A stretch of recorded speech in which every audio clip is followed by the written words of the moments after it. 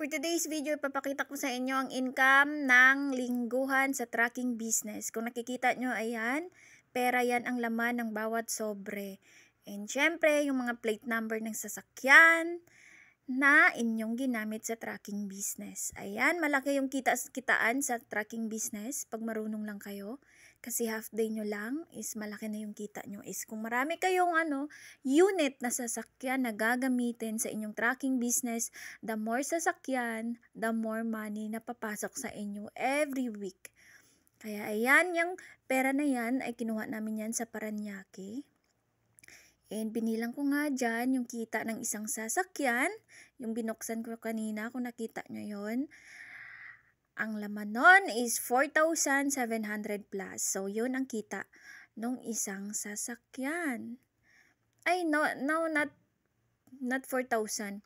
Kasi, yung everyday kita niyan is parang nasa 3,500. Depende sa location ng inyong dideliveran. Kung malayo, syempre malaki.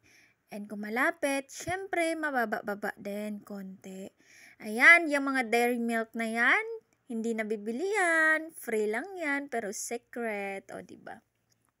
Pinapakita ko sa inyo, yun yung mga listahan ng mga plate number ng sasakyan para malalaman at makikita kung kanino yung pera na yon. Yang sobre na yan. Ayan, hindi pala yung 4,500. 4,500, malamang 2 days lang yan. So, isang lingguhan yan na mga sahuran ng sasakyan. O, ayan. Ay, alam ko na, 13K pala yon. Natandaan ko na, 13,000 mahigit. 13,000 mahigit. Tama ba ako? So, ayan, binute ko nga to kasi mayroong background music which is copyrighted.